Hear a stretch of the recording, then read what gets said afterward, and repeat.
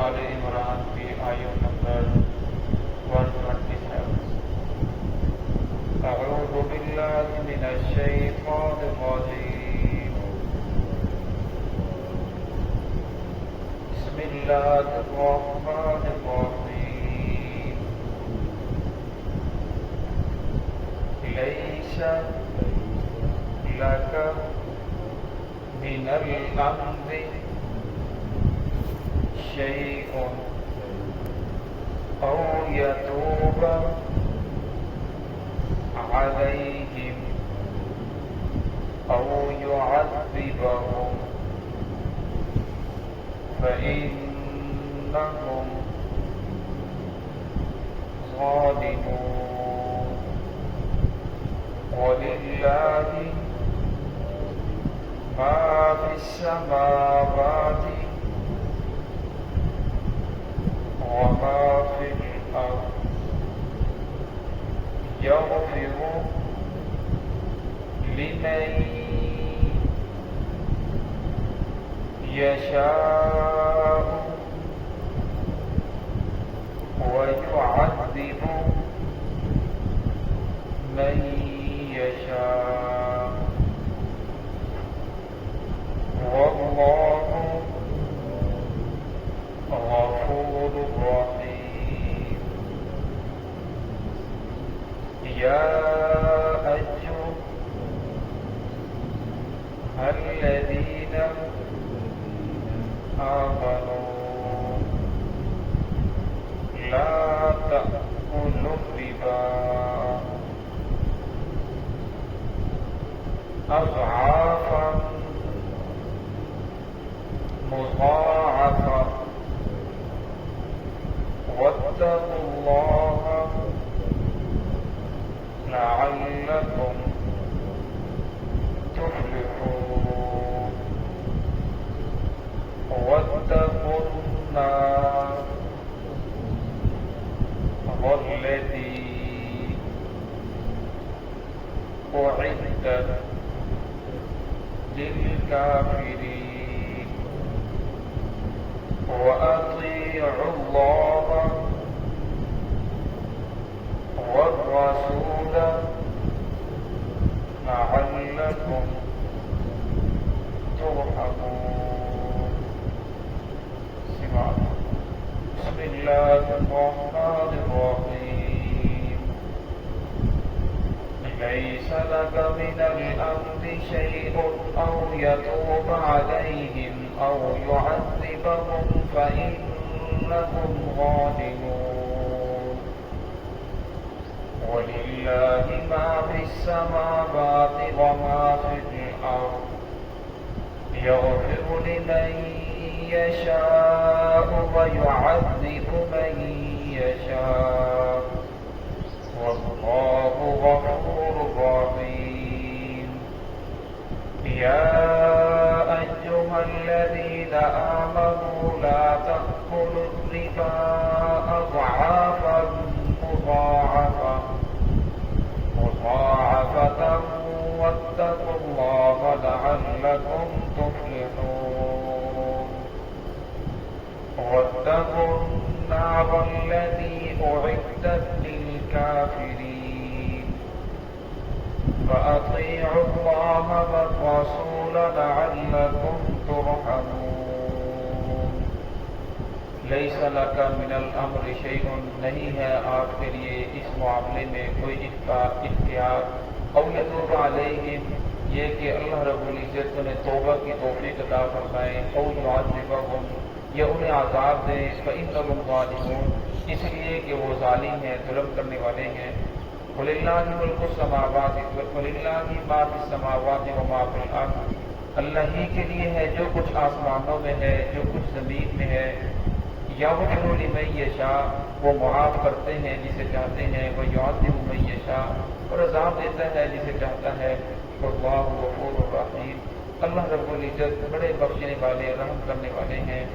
یا ایھا الذین آمنوا، اے وہ لوگوں جو ایمان لائے ہو، لا تأکلوا الربا، نہ کھو سود کو، اضعافا مضاعفا، دگنا چگنا کر کے، واتقوا اللہ، اللہ سے ڈرتے رہو، لعلکم تفلحون، तुफ्लिहून, ताकि तुम फलाह पाओ, कामयाब हो जाओ। वत्तकुन नार अल्लती, डरो उस आग से, उइद्दत लिलकाफिरीन, जो तैयार की गई है काफिरों के लिए। व अतीउल्लाह, इताअत करो अल्लाह रब्बुल इज्जत की, और रसूला, और उसके रसूल की, लअल्लकुम तुरहमून, ताकि तुम्हारे ऊपर रहम किया जाए। गुज़श्ता आयात के अंदर ग़ज़वा उहद का तज़किरा कर रहा था कि ग़ज़वा उहद के अंदर मोहम्मद रसूलुल्लाह सल्लल्लाहु अलैहि वसल्लम का चेहरा अनवर ज़ख्मी हो गया, दंतान मुबारक शहीद हो गए, सर ज़ख्मी हो गया। आप सल्लल्लाहु अलैहि वसल्लम के 70 सहाबा इकराम को शहीद कर दिया गया और आप सल्लम को भी बहुत तकलीफें पहुंची। इस वक्त आप सल्लम को उस गड्ढे से निकाला, बाहर जहाँ गिरे थे, और दंतान मुबारक से खून जो थम नहीं रहा था। तो फिर जुबान से उन लोगों के लिए बददुआ निकली कि या अल्लाह अबू सुफियान को, अमर बिन हिशाम को और अमर बिन नुफैल को, उनके लिए बददुआ फरमाई, हारिस बिन हिशाम को इन्हें तबाह बर्बाद फरमा। अल्लाह रब्बुल इज्जत की मशीयत के अंदर था कि इन लोगों ने ईमान कबूल करना था, इस्लाम कबूल करना था। पहले ये लोग रसूलुल्लाह सल्लल्लाहु अलैहि वसल्लम के मुखालिफीन में से थे, कोई मौका हाथ से जाने नहीं देते थे कि जिससे रसूलुल्लाह सल्लल्लाहु अलैहि वसल्लम की मुखालफत न हो। लेकिन जब अल्लाह रब्बुल इज्जत ने ईमान की तौफीक अता फरमाई, फिर यही लोग रसूलुल्लाह सल्लल्लाहु अलैहि वसल्लम के पहरेदार बन गए। हज़रत खालिद बिन वलीद, जिनकी वजह से ग़ज़वा उहद के अंदर रसूलुल्लाह सल्लल्लाहु अलैहि वसल्लम को, सहाबा इकराम को तकलीफें पहुंची, फिर आप सल्लल्लाहु अलैहि वसल्लम ने उन्हें ये लक़ब दिया कि खालिद तो अल्लाह रब्बुल इज्जत की तलवार है, इसे कोई तोड़ नहीं सकता। सयूफ़िल्लाह, यानी ये अल्लाह रब्बुल इज्जत की तलवार है। फिर यही लोग रसूलुल्लाह सल्लल्लाहु अलैहि वसल्लम के सबसे बड़े सिपाही बने। तो यहाँ अल्लाह रब्बुल इज्जत ने आप सल्लम को फरमाया, लैसा लका मिनल अम्रि शैउन, कि आपको इस मामले के अंदर कोई इख्तियार नहीं है कि अल्लाह रब्बुल इज्जत किसी की मग़फ़िरत फरमाए या किसी को अज़ाब दे। ये मामला अल्लाह रब्बुल इज्जत का है। आपका जो काम है वो लोगों तक अल्लाह रब्बुल इज्जत के पैगाम को पहुँचाना है।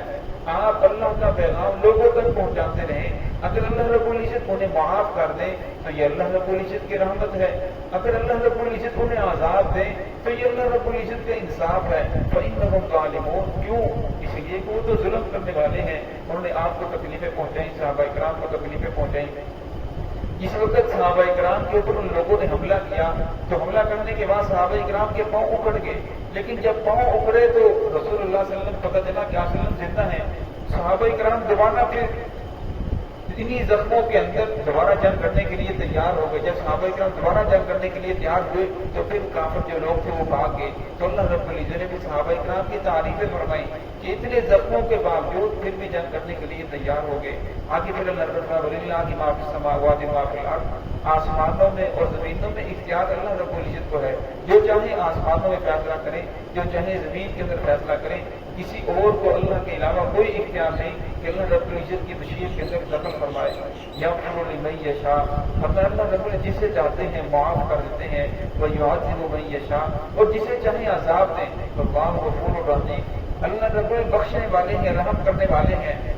कुरान पाक की आयत है, इन्नल्लाह ला यग़फ़िरु अन युशरक बिही व यग़फ़िरु मा दून ज़ालिका लिमन यशा। अल्लाह रब्बुल इज्जत शिरक करने वाले को माफ नहीं करेंगे, इसके अलावा जिसे चाहेंगे माफ कर देंगे। तो अल्लाह रब्बुल इज्जत ने मुशरक को फरमाया माफ नहीं करूंगा। बाकी अल्लाह रब्बुल इज्जत सबसे बड़े गुनाहगार को अगर वो चाहे तो माफ कर दे, कोई पूछने वाला नहीं है। और एक इंसान को छोटी सी गलती की वजह से पकड़ लें तो हमें अल्लाह रब से पूछने वाला कोई नहीं है। तो इसलिए फरमाया कि तमाम का तमाम इख्तियार ये मेरे पास है। आगे वाली आयत के अंदर अल्लाह रब्बुल इज्जत ने ईमान वालों को तीसरे बारे के अंदर गुजरात बार बार समझाया है कि हराम से बचो।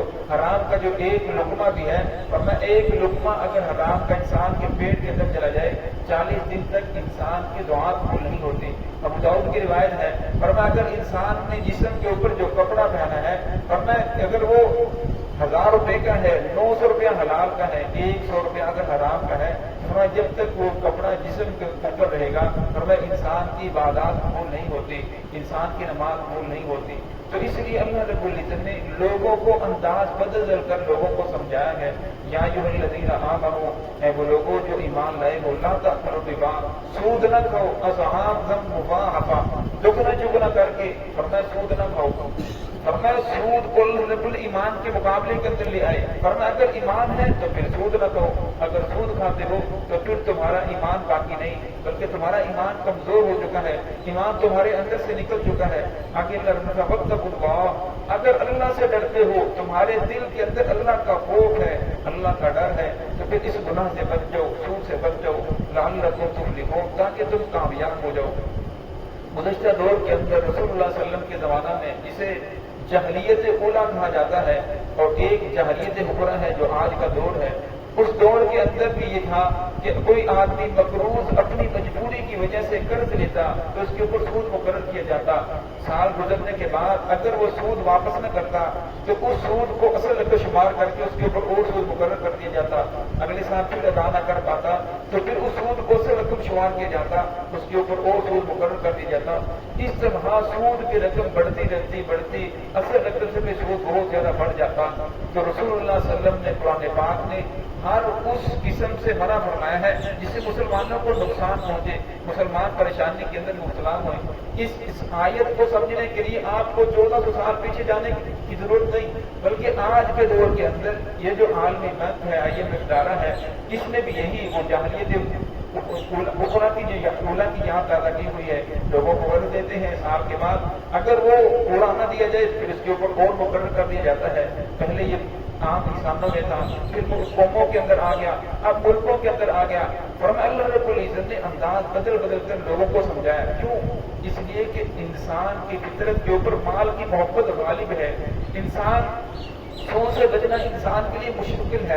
اللہ رب لم تفعلوا، اگر تم باز نہ آئے فاعظموا بحرب من اللہ ورسولہ، سورہ بقرہ کے اندر ہے، فرمایا پھر اللہ اس کے رسول کے ساتھ جنگ کرنے کے لیے تیار ہو جاؤ، اللہ اس کے رسول کے ساتھ لڑنے کے لیے تیار ہو جاؤ۔ یہ سخت احکام اللہ رب العزت اس لیے نازل فرماتے ہیں تاکہ بندے اس سے بچ جائیں۔ آگے پھر فرمایا واتقوا النار التي، ڈرو اس آگ سے اعدت للکافرین، جو تیار کی گئی ہے کافروں کے لیے۔ دوزخ ہے تو کافروں کے لیے، دوزخ کی آگ تو کافروں کے لیے ہے، لیکن اگر تم باز نہ آئے، اگر تم سب کچھ سمجھنے کے باوجود پھر بھی نہ بچے، پھر تمہیں بھی اس آگ کے اندر جانا پڑے گا۔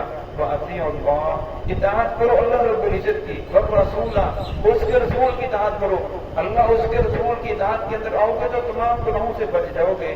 لعلکم ترحمون، تاکہ تمہارے اوپر رحم کیا جائے۔ دعائیں کہ اللہ رب العزت ہمیں ان تمام گناہوں سے بچنے کی توفیق عطا فرمائے۔